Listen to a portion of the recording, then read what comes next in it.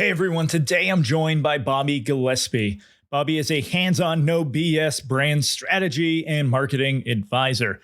Bobby has spent years helping B2B brands clarify their messaging, strengthen their positioning, and create brands that actually stand out. With a background in agency leadership and brand strategy, he knows what works and what doesn't when it comes to differentiation in a crowded market. I wanted to bring Bobby on because agencies often struggle to clearly articulate their value and stand out from competitors. He has seen it all when it comes to branding mistakes, and today he's breaking down what agencies should do instead. In this episode, we discuss the biggest mistake B2B brands make when trying to stand out, how agencies can fix vague messaging and make people say, "Tell me more," how to shift from being seen as vendors to true strategic partners, and more. No one was asking for another community, but I've made one anyways. So, what's different? The dynamic agency community is designed around access rather than content. Access to peers who've done it before, access to experts who've designed solutions, access to resources that have been battle tested. And right now, the price for founding members is only $97 a year. Join today so your agency has immediate access to everything you need to grow. You can join at dynamicagency.community. And now, Bobby Gillespie. It's easier than ever to start an agency, but it's only getting harder to stand out and keep it alive. Join me as we explore the strategies agencies are using today to secure a better tomorrow. This is Agency Forward. So what's the biggest mistake that B2B brands make when trying to stand out? It's the differentiation fallacy. So got a name. All right. I got a name for everything. So differentiation has kind of lost its purpose and value in the discussion. And marketing people invent differentiators, or owners of the company, CEOs and stuff, invent a differentiator, such as our difference is our people. We're a family. No one gives a shit. Right. But it's things like features, ingredients, tools, tactics, processes, all these things, right? Like if you're doing B2B tech, like SaaS stuff, you basically like a more advanced spreadsheet is what you're offering people. And like the differentiator is, they get it all wrong. And what your differentiator is actually pretty easy when you think about it, but it takes commitment to clarify it and articulate it and then leverage it. And it's pretty simple. It's your personality and your IP. And your IP is your intellectual property. And your intellectual property translates into the value you provide your customers. So like B2B, like the personality of the brand, there's some that really lean into being like kitschy or cool or hip or slick or, all those things. Like that just establishes sort of the vibe. And that vibe is a true differentiator because you're like, all right, do I want to hang with, I wrote an article a few years ago, do I want to hang with Hulk Hogan or Harrison Ford? And like, it's really like just saying that.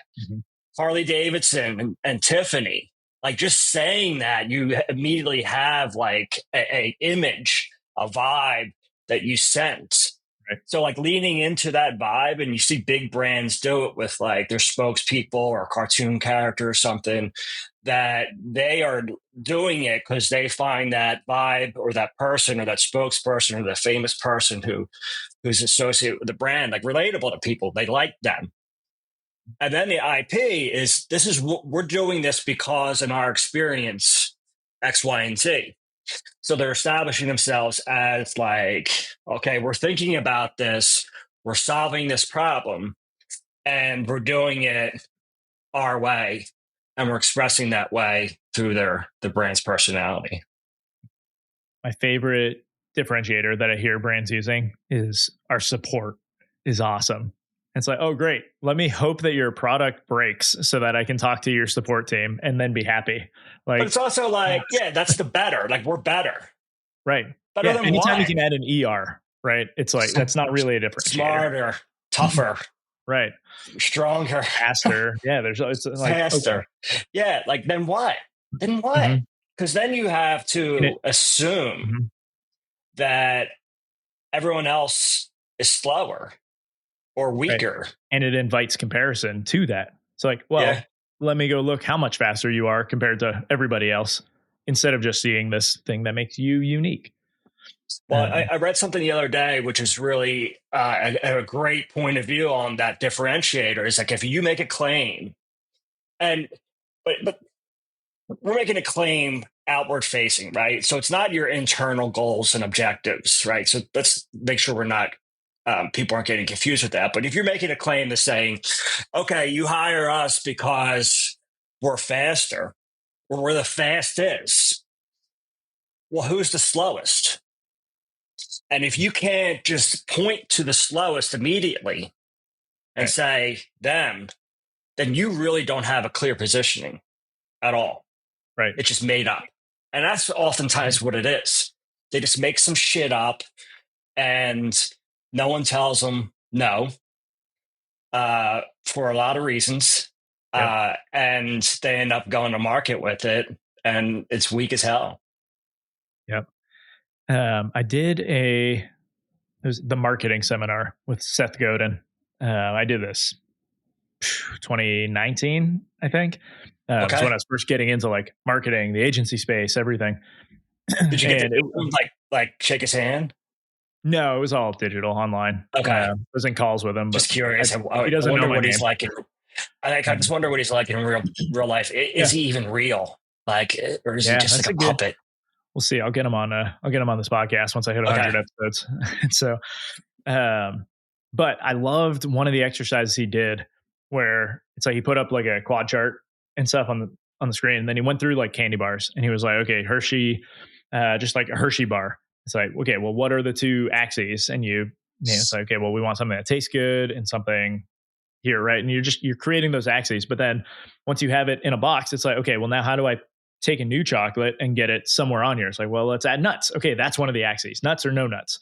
And it's like you just keep like refining in order to find what your actual thing is. So it's not like we're better chocolate. It's like, no, we're the ones who have this within our chocolate, right? Or maybe it's we're Slightly organically different, sourced, or we're like a like a different category right. attempt. And you just keep like kind of refining it until you find that thing that it's like, well, we Yeah. are the only ones here. And if that still has to be strong enough in the market for a reason for them to buy. Right. But it's an easy way to start looking at like how are we different. Although I really like the idea of the personality and IP because no one can replicate your personality. Well, Yeah. AI I'm sure will do it eventually, and it's going to be super unsettling. But it's really hard Yeah, to but do, right? not most of us in business that won't really impact us. And you think about that, right? Like when you are when you are your real self, who can compete with that? Yeah. Nobody. Mhm. That's such an advantage.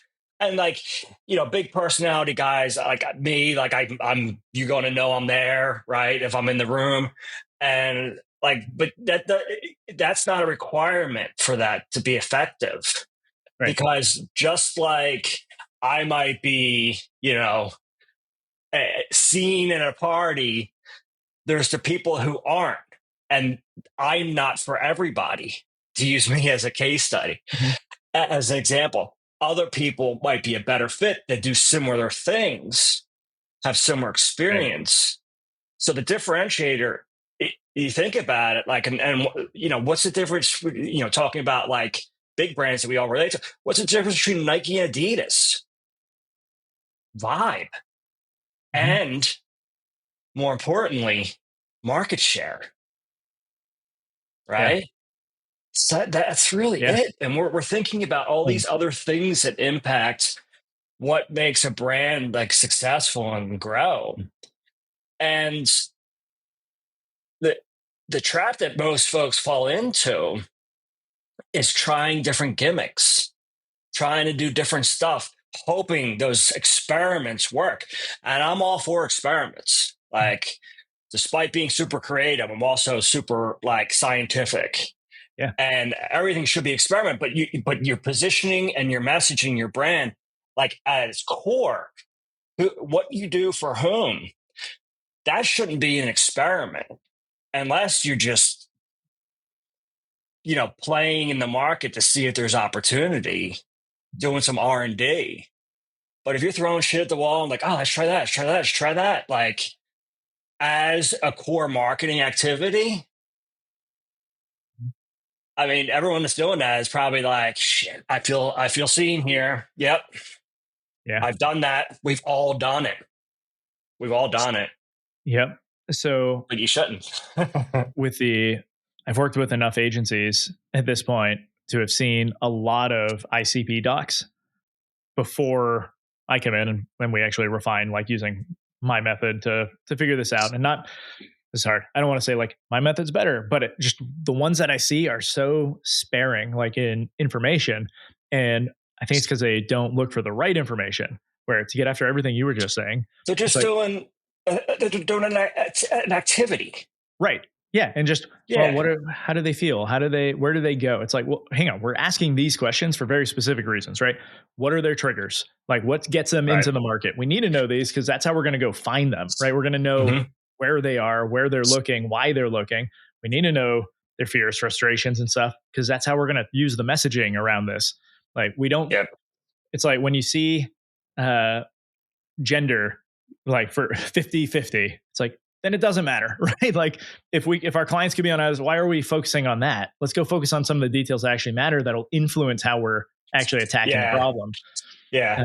But it's like, a bunch of things that was fresh in my mind earlier. Well, like, I mean, I talk about this all the time too. And I shake my fist at real hard at like HubSpot. Mm-hmm. The HubSpot personas is just the most bullshit exercise I've ever seen. Yeah. And I worked at a HubSpot. The last job I had before I started my company, which is over 10 years ago, we were HubSpot, I think Platinum. So I saw this stuff and I was a creative director and I saw all this stuff all the time. I'm like, they're like inventing, like Mary. And I'm like, okay, like, yeah, we want to put the customer first, but this is just made up by, Kelly over, across the hall. Just pulled it out of her ass. Way to go, Kelly. And it's like, well, Kelly, what are you doing? She's doing what HubSpot is telling them to do. Right. To show the client to lead into the HubSpot subscription. So like the motivation was the affiliation partnership with HubSpot, where they would feed you leads, you convert those leads, HubSpot makes money, the agency makes money. Where's the client come in? Don't worry about that. Don't ask that question, right? Well, I find that very important to get clients results and to understand what that ICP is. I think I posted. We chat on LinkedIn a lot, and I was talking to about a year ago the VP of marketing at he won't see this, at a like a SaaS tech startup. It's bold of you to assume I don't have reach on the podcast, but okay. No, but he doesn't. He's not. He's like this. If he listens, good. Maybe this will help. But I was like, who's your ICP? It was companies with 50 or more employees. And it's like, okay. And that's it. Like, no, that's not it. And so, yeah, we need a starting point to understand who the customer is. We got to talk to them. We got to know their pains, because the value is just immense. We know their pains. Not only do we know their pains, we can figure out their pains through research and AI and things like that, through experience. But we don't know the pains in their words. Right. And that's the kicker. Because if Yeah. you know in their words, then you could talk to them. Mhm. Otherwise, I mean, I worry about it all the time. I've been marketing for 25 years. I know words that no one knows except for you and other marketers. And I worry about that all the time. Am I talking in ways that is Mhm. just like another language to people? Yeah. And the only way you know is if you're actually talking to your Yeah. Just customers. go out and talk. And that's something that the theme that's come up in some of our conversations is just you need more conversations, right? Like So, go talk to people. One of the exercises I have literally all my clients do is if someone likes or comments on one of your LinkedIn posts, shoot them a connection request and shoot them a message, just thanking them. The worst thing that happens is they ignore you. The best thing that happens is you start having a conversation about whatever topic they just resonated with them. And now you learn more. I mean, really, the best case is like yep. they hire you. But let's rule that out. Like, we're not doing this to get I people don't to know if hire that's the you. best case. The No? best case is that they become an ally, Yeah, evangelist for you. an evangelist, Yeah, right? A let's do that. supporter, a fan, because then they could 10x that opportunity to be a one time client. They could be somebody who really helps you take off. My first book, I have a chapter about be very deliberate about who's in your village, who you let in. Yeah. And you're a former military guy that has a different meaning for you, but like it's the same thing. Like bring those people who want to see you succeed Mhm. close. And the only way you do that is by meeting people and talking to them. Right. And like that way, that method, that LinkedIn method is really, I do the same thing. I just say, I like what you say. Let's Yeah. connect. That's it. Yes or Yeah. no? And I've had multiple people today actually do that based on the post I put out earlier. People connecting with me and just saying, "Hey, I like the way you're thinking about this," and then we just start chatting. Some of them are in my ICP, some of them are other agency coaches. Like, it's cool. Hey, Yeah, we get to but talk about this. right, peers. But Yeah. here's what I look like, the ICP. ICP is, the C stands for client or customer. But I think of it as connection, because just like those conversations are immense value, it's a learning opportunity, growth. You can practice something, you run something by somebody, you can get a different point of view, different perspective. They recommend a book. Like Gene recommended me the book on the wolves. I'm like loving it. Like, uh, you know, but it's also an opportunity for a referral source, an introduction, and a client. Like that's all value. Like there's no wasted conversation. And sometimes you realize that you're not going to connect, which is good too. Mhm. Because you're like, yeah, I don't really jive with you. And yeah, that's cool. Just go. But like those connections influence people. They know Mhm. people. So if we're just looking to talk to people who we think are our ICP, that is laser focus, and we should be laser focused. But like, who do they hang out with Right. that can say, hey, you need Chris or you need Bobby? And that is so valuable. And we miss that because we're trying to be hyper focused to get quick results on stuff. Mhm. And it's like, listen, just build an awesome community of folks and good things will happen because you're having conversations, and every conversation you're growing. Right. And, it leads to something better. Yeah. I mean, I'm fully bought in, right? I play Yeah. positive sum games. I have one, actually, I would say probably half the deals that are on my plate right now are from other agency coaches who, like, we all specialize in different things. And so it's easy for us to go back and forth. We like how each other thinks. And Yep. actually you brought up someone earlier who connected with me and is considering me as a coach just because you dropped my name to him in a conversation. Yep. And just that like little thing was enough to swear. I don't know it'll turn into a deal or anything, but it was like I'm on this Maybe guy's not radar now, that I wouldn't have but been, right? still. Yeah. I mean, there's so Yeah. much benefit to that, especially when we're small, right? We're running small businesses here. Mhm. Like this stuff scales though. People It don't does. realize that you can scale this because, like, who do you want to talk to? And back to understanding that ICP, like we use like empathy mapping, and you can Google empathy mapping and figure it out. You can do the value prop stuff from Strategizer and all that stuff. Mhm. Like it's all worth knowing. Like when you're in the marketing game, and then just make your own where you see the most benefit based on like the gray matter you have in your in your world. And like it the client isn't necessarily the decision maker, but the client, we have, the way I like to think of it is, and it could be one person, it could be 100, but you have the user, the champion, the decision maker, and all those people care about something different. Right. And you got to be able to talk to a CFO, like me talking to a CFO, to convince them, like, you need to hire me. Here's why. What do they care about? They don't care about like improving operations. They don't care about the systems or the quality of the work, the on brandness of the design and messaging. They don't care about that. Right. They care about cash flow and money in, money out, and expenses. Mhm. And then the CEO, what do they care about? And the COO, what do they care about? And then the champion. So, Think on it. like, the Yeah. champion, you might not have access to the decision makers, in fact. Mhm. So, are you empowering the champion to Right. go How do you in equip them? and sell you? Right.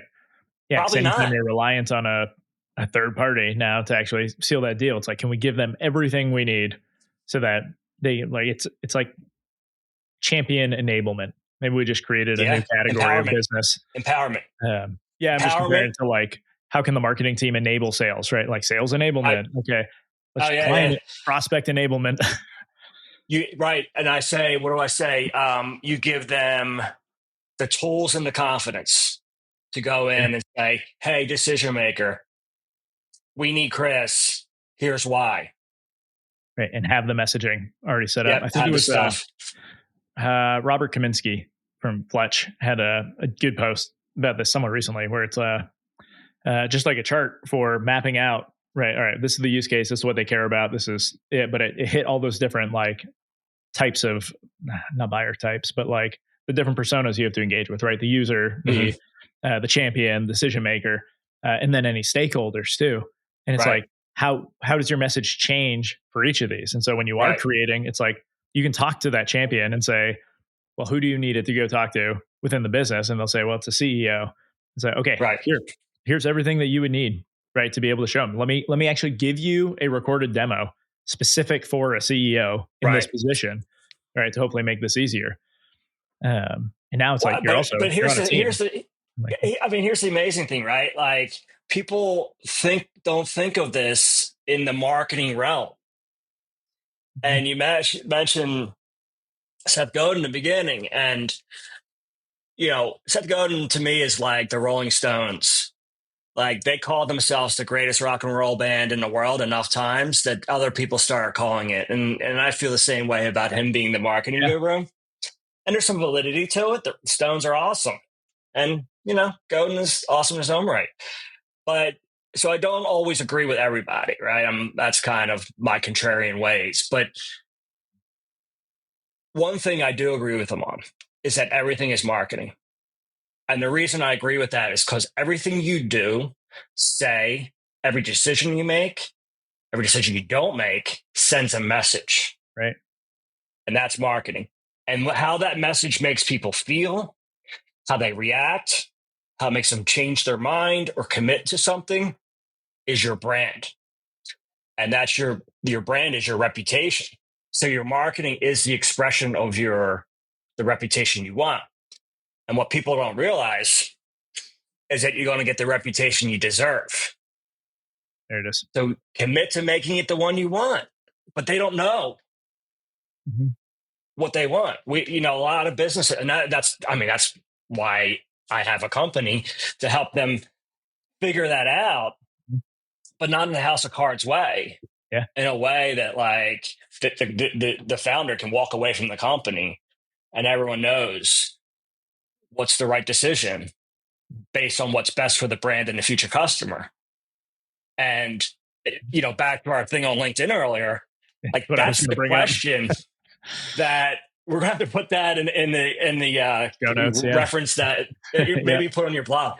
But that's the question I think so many people are afraid to ask. What's best for the brand and the future customer?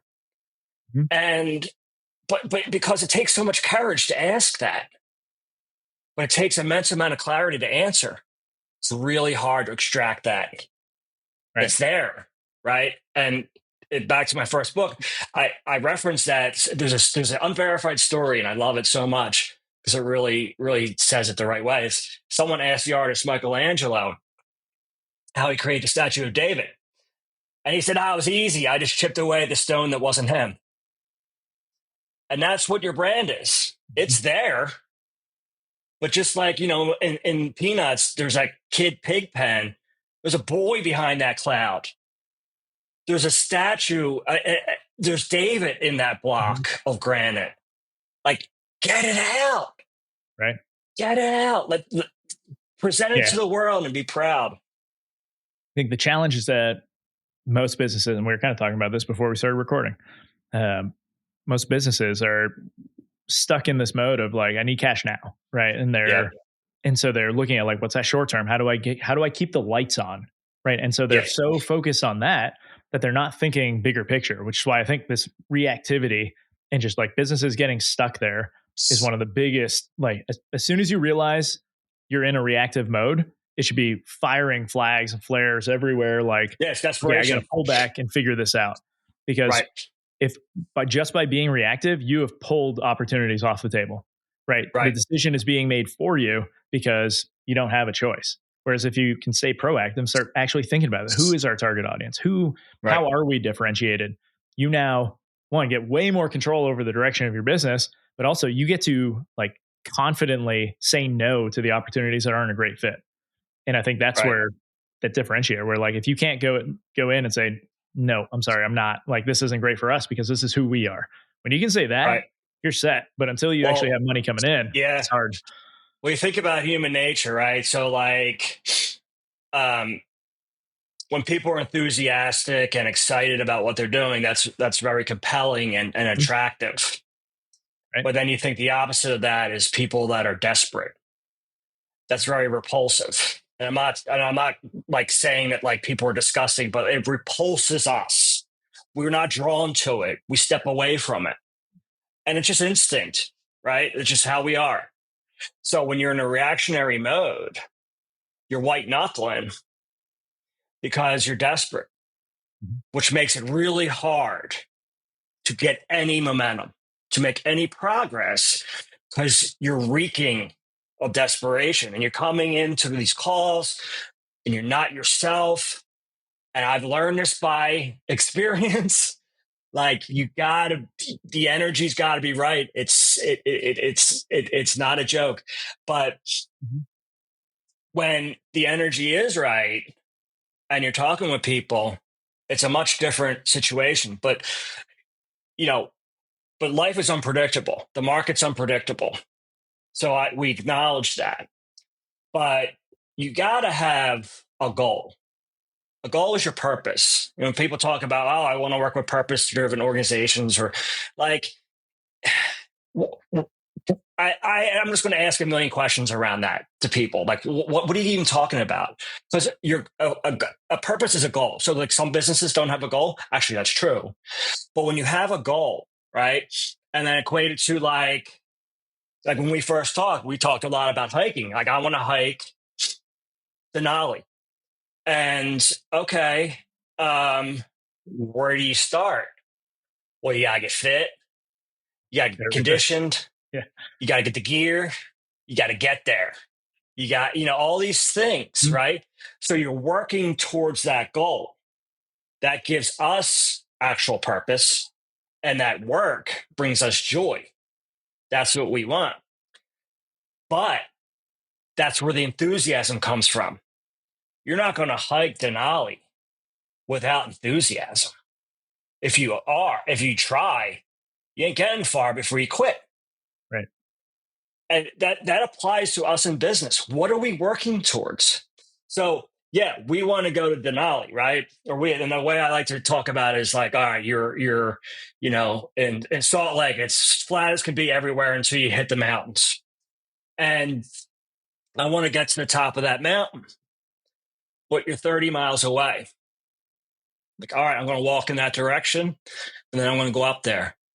But how do you know what's in front of you? You don't, right? So that requires you to be like, okay, I know where I'm going, but the road's unknown. So then you got to decide, okay, what will I do?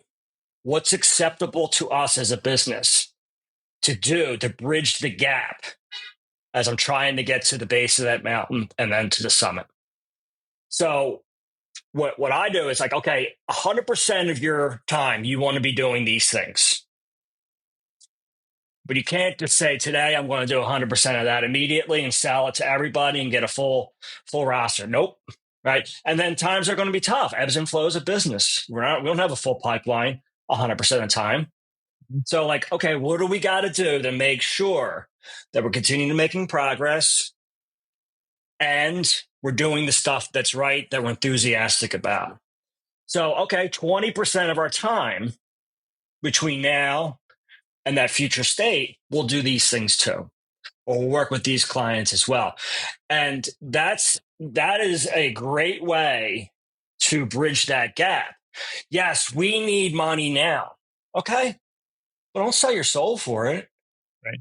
What is in your realm, your radius of expertise that you can do to help you bridge that gap to where you want to be, so that you're making strategic decisions that are still progress is what we want. That's it. So you're still making progress. You're getting what you need to not derail the mission entirely. Mm-hmm. And that, if you're coming into business without having a mantra in your head, well, patience and grace, you're going to find yourself in a desperate situation, and that's going to repel the right people. With that, I think we start winding it down. I got two more questions for you. The first being, what book do you recommend every agency owner should read? Every agency owner should read. I'll tell you which one they shouldn't read. Yeah. Rich Dad, Poor Dad. Okay. Yeah, that's good. What a dumb book. And it's complete bullshit too. What book should every agency? I read all kinds of stuff, and mostly nonfiction. And I read business stuff, and I read other stuff. And two books I read within the past couple of years really, really hit home. One is called Endurance, and it's a story of the Shackleton journey to Antarctica. And the other one is called The Indifferent Stars Above. And it's about the Donner Party, Oregon Trail, going from Missouri to the Sierra Nevadas. Both stories, you're like, these aren't business books. Nope. You can read business books all the time. What we need to be doing is obsessing not over technology and tools, but obsessing over humans. That what we're trying to do, truly trying to do in marketing, is manipulate the gray matter. Right? Not in a bad way. Some of you might be, right? Big tech loves that. But you could read Hooked, and then you can read his apology follow-up on Hooked or whatever it was. But being obsessed with humans and then seeing what humans are capable of doing, and also how awful and horrible it could be, but survival and just the power of human commitment, like that's going to actually impact us and our journey and our legacy and the decisions we make long term. Yeah, the bringing up Shackleton is probably a great way to tie back to the ICP conversation. If anyone wants to read one of the best ads, period, like ever, it was when he was requesting people to go join him on this adventure. It is the ad. I mean, I could probably pull it up here. Oh yeah, I'll I read it. don't know if I'm familiar.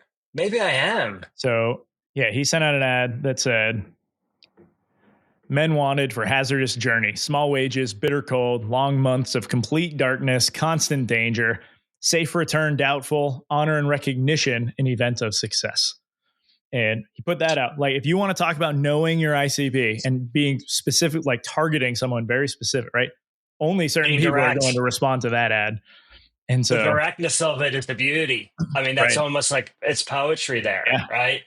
And he used every last letter that he had within that little spot. And after reading, I didn't know. We've all heard of the story. Mm-hmm. I didn't know it though. And the same thing, the Donner Party. I didn't know that one either.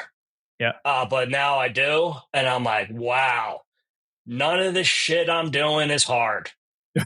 Yeah. A little bit of perspective goes a long way. Yeah. So last question for you: where can people find you if they want to learn more? Man, how we found each other, the place, LinkedIn, the great LinkedIn. Yeah, I mean, if you know Chris and you're following along to his awesome stuff, and you're one of his disciples or followers, you've probably seen me pop up. My handle is that Bobby G, THAT Bobby G. My company is PROPR Agency. I don't keep up with my blog. I need an assistant, but all my stuff hits LinkedIn. So you can get more about my thinking and point of view, my rants and raves and appreciations and things like that. All right, Bobby, as always, great talking. Thanks for joining. Thanks, brother. Appreciate it. That's the show, everyone. You can leave a rating and review, or you can do something that benefits you. Click the link in the show notes to subscribe to Agency Forward on Substack. You'll get weekly content, resources, and links from around the internet to help you drive your agency forward.